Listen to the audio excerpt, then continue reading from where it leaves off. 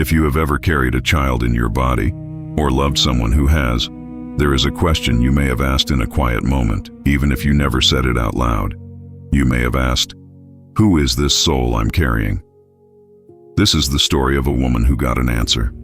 Not in a dream, not in a meditation, not in the gentle metaphor of a poem. She got her answer in the operating room of a hospital in the United States, while monitors screamed beside her and an emergency surgical team fought to keep her alive.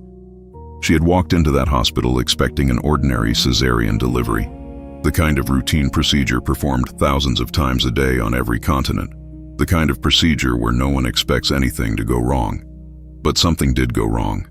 A complication with the spinal anesthesia, a reaction her body was never supposed to have. And in less than 90 seconds, her blood pressure collapsed and her consciousness slipped sideways out of the world she had known her entire life. What happened next, she will tell you herself, was not a hallucination. It was not the dying brain inventing comfort. She is too clear-eyed for that, and her medical record is too specific. What happened next was a meeting with a voice, a meeting with a presence she recognized in a way that defied every word she had ever learned for love. And before that meeting was over, that voice would ask her a single question. A question every mother who has ever lived secretly fears. A question with only two possible answers. Stay with us tonight. Some lanterns are meant to be passed.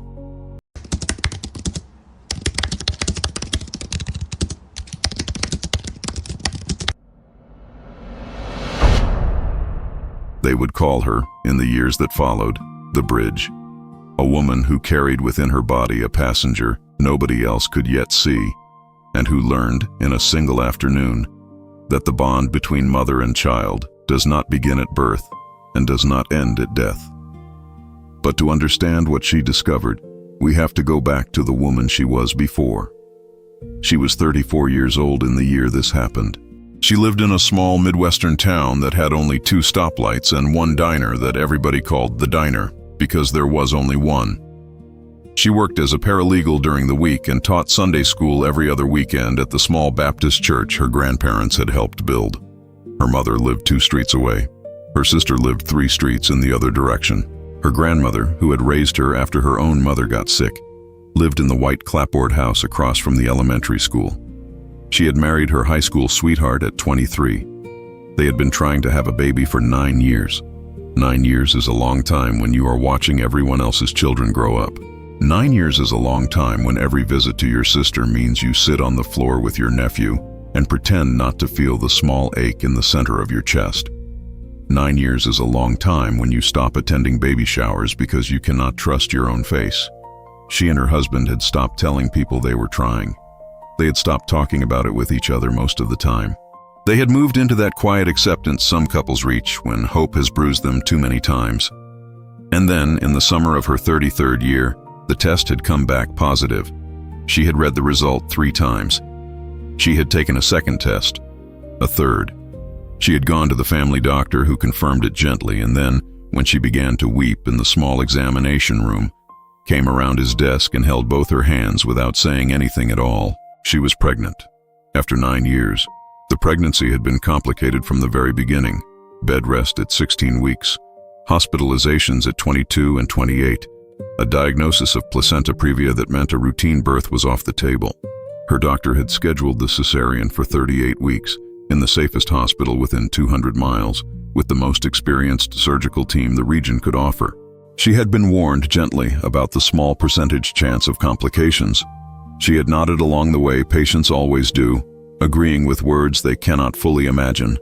She had signed the consent forms with steady handwriting. She had practiced her breathing. She had washed and folded the tiny blue clothes 13 times, smoothing each one as if the smoothing itself were a kind of prayer. The night before the surgery, she lay in bed with her hand on her belly and felt the small hard kick of an elbow or a knee against her palm. She whispered, "I'll see you tomorrow." She didn't know yet how many ways that sentence could come true. Her grandmother, the same grandmother who had raised her after her own mother got sick, drove her to the hospital at 5 in the morning. Her husband followed in the second car with the bag of clothes and the car seat, and the small stuffed elephant they had picked out together at a craft fair the spring before. Her grandmother had said, in the parking garage, "I prayed all night. He's going to be perfect, and you're going to be fine." She had hugged her grandmother. She had walked into the hospital. She had changed into the gown.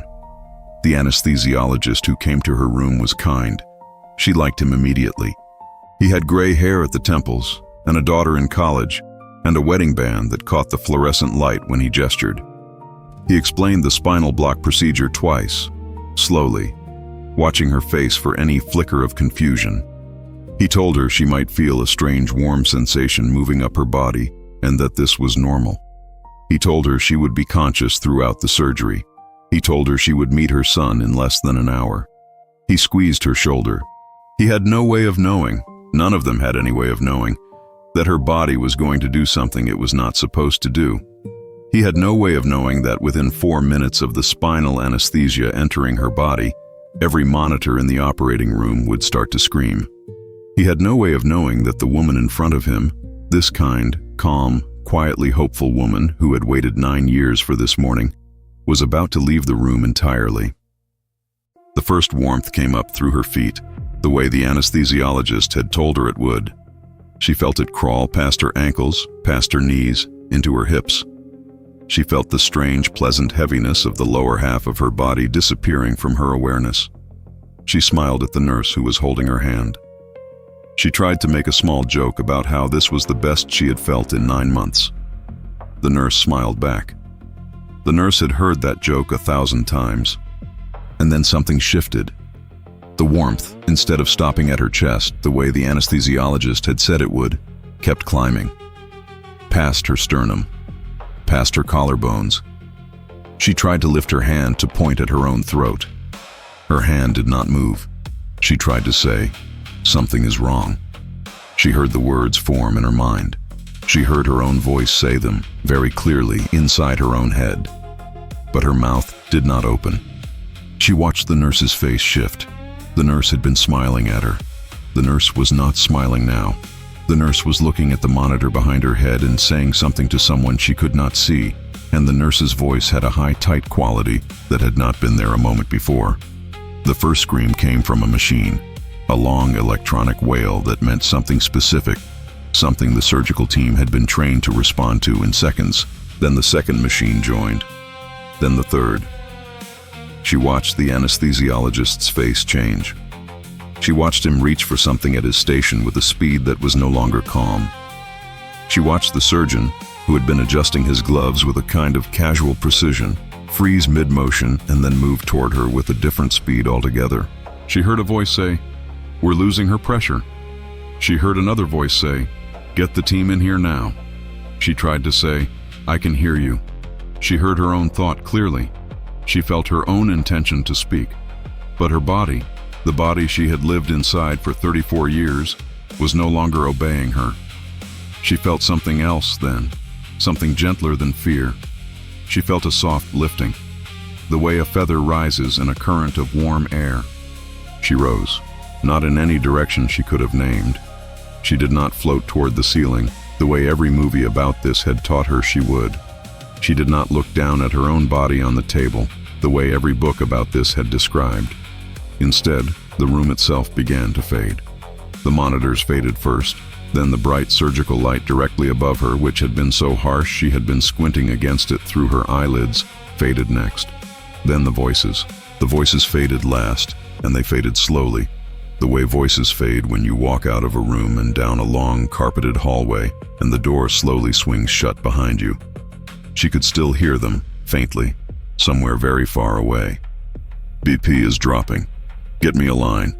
Where is the team? Stay with us. Stay with us." The last voice was the anesthesiologist's. She could tell because she had liked his voice. Stay with us. But she was already somewhere else. She was somewhere she had never been. And yet, and this was the strangest part of all, the part she would later struggle to explain to her husband and her grandmother and her pastor, and would eventually stop trying to explain to anyone. She had the unmistakable feeling, the moment her awareness arrived in this new place, that she had been here before. that she had in fact been here many times. The place was not a place exactly. There were no walls. There was no floor. There was no ceiling. There was a vast, soft luminescence that seemed to come from every direction at once, a light that did not hurt her eyes because she no longer had eyes the way she used to have eyes. She was aware. She was herself. She was, somehow, more herself than she had ever been. Every fear she had ever carried, and she had carried a great many, was simply gone, not pushed aside, not soothed, not muted. Gone, the way a heavy coat is gone the moment you set it down.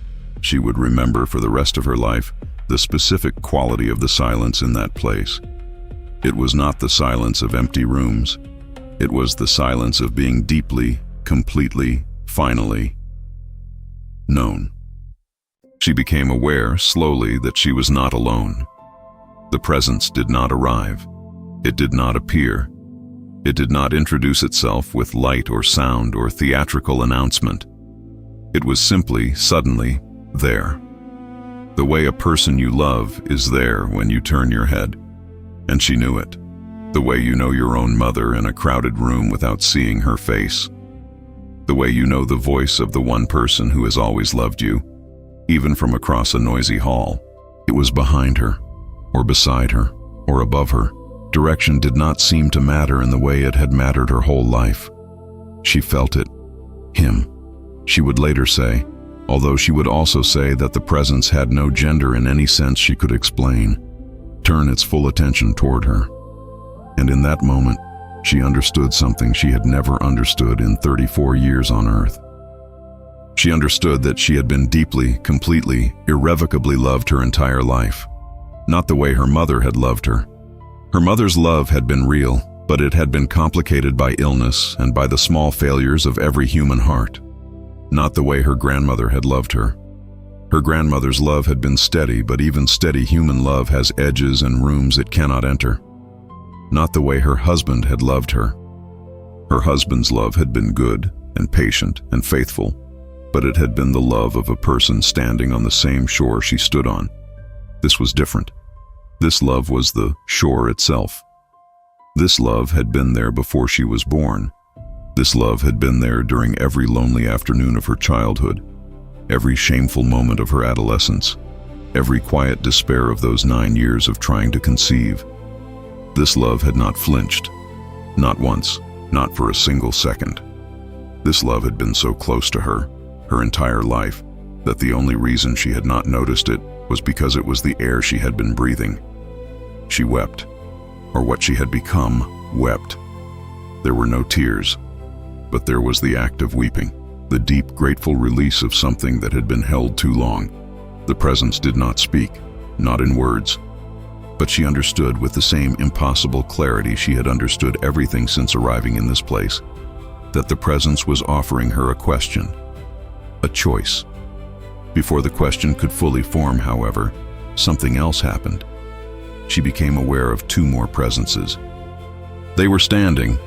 Standing was the closest word her mind would later supply, though no one was standing in any way she had known standing on Earth, at a distance that seemed at once very far away and impossibly close. One of them she recognized at once. It was her sister, not her older sister who lived 3 streets away. Her other sister, the one her family had never spoken of out loud. The one her mother had lost between the births of her mother and her aunt. The small daughter who had only lived 3 days, whose grave was in the small cemetery at the edge of town with a stone so weathered the name was almost illegible. She had seen that stone exactly once at age 11, when her grandmother had taken her there on a quiet October afternoon and told her the story she had never been allowed to ask about. Her aunt, for that was what the small girl in the unmarked grave had been, was here. She was radiant. She was whole. She was looking directly at her with an expression of such complete, uncomplicated joy that the woman would later say she felt as though her aunt had been waiting for this meeting her entire afterlife. But it was the other presence that stopped her. The other presence was small.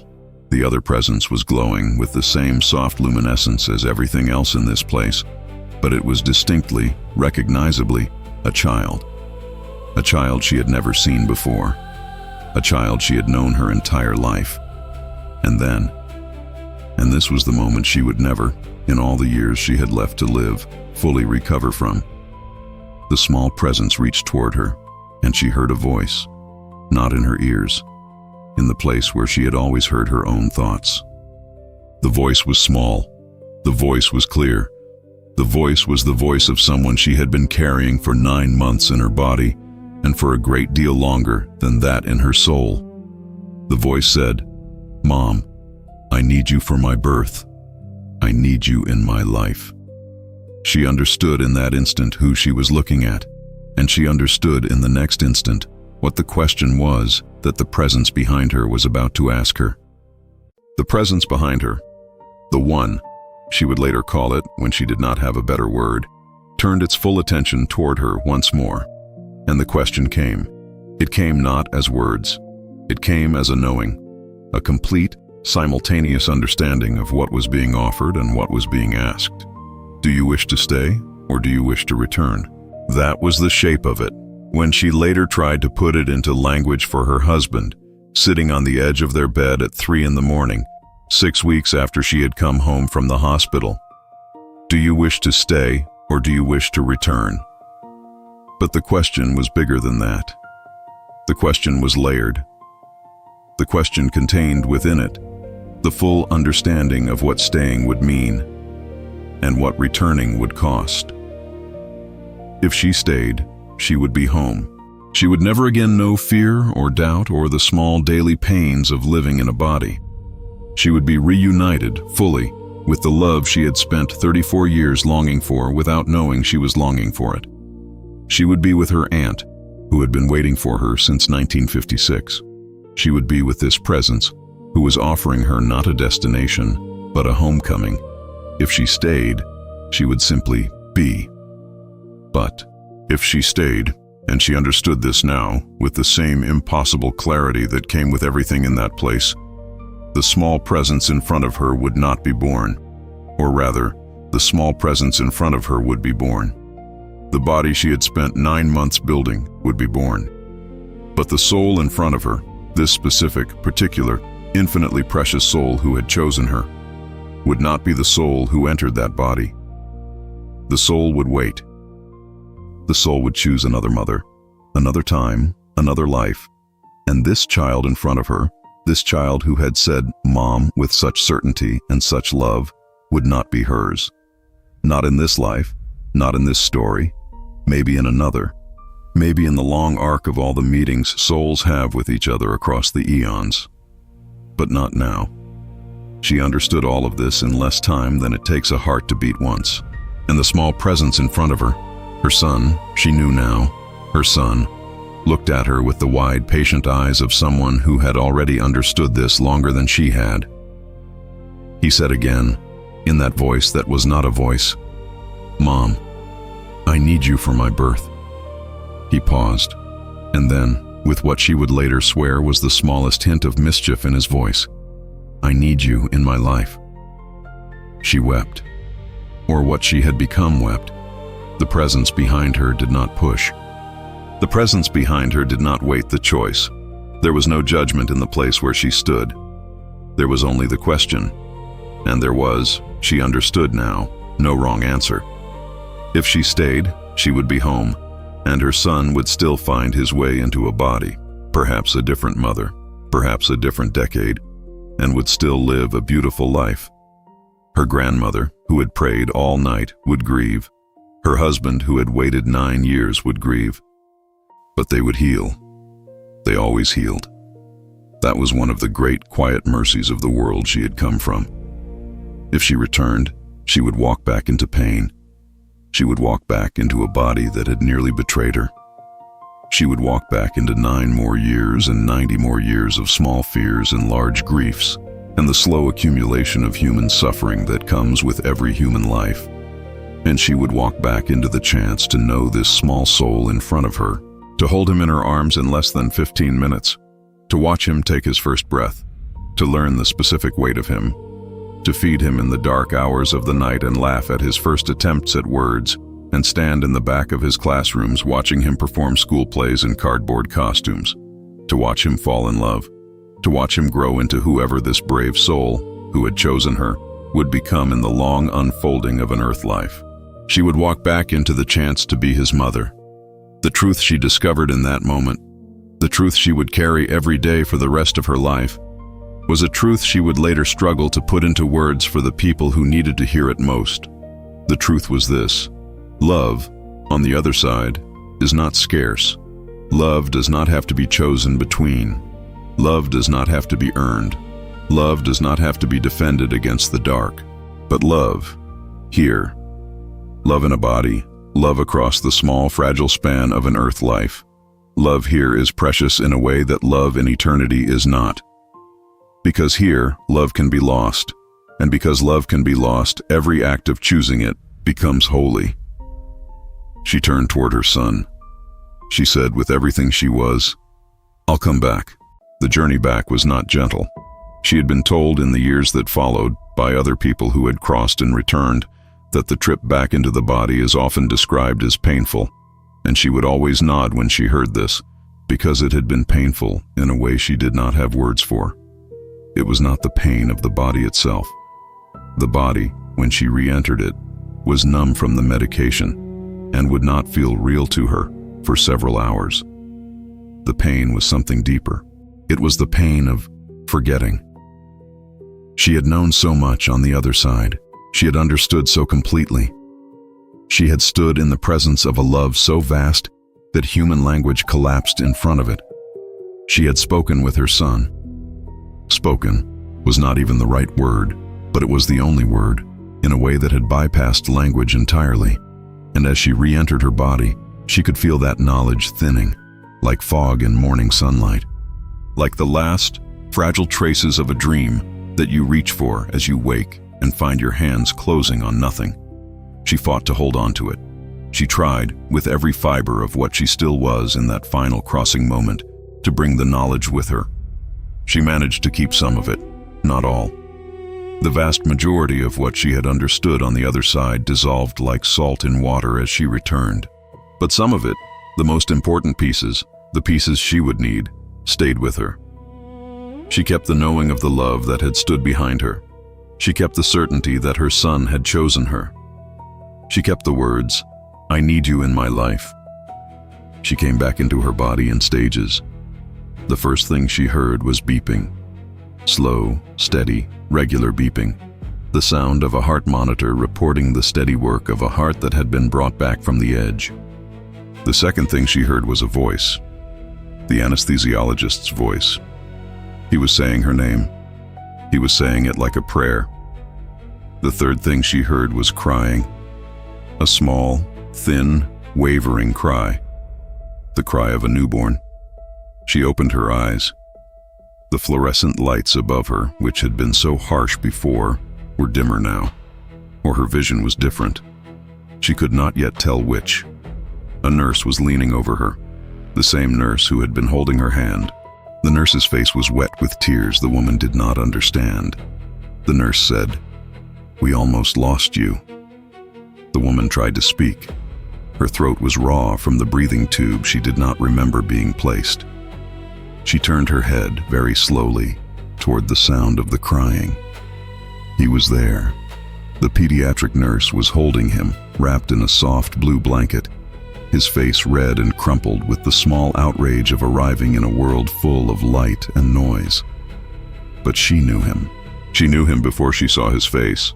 She knew him the moment she heard his cry. She thought with a clarity that felt like a hand pressed against her chest, "You came." The pediatric nurse, sensing her gaze, walked the few steps to the bed and lowered the small bundle into her arms. Her arms were heavy. Her whole body was heavy. She could barely move, but she could hold him. Her body remembered how to hold him before her mind did. He was small. He was warm. He was the specific weight she had been promised. He stopped crying. His small dark eyes, newborn eyes blurred and unfocused, found her face.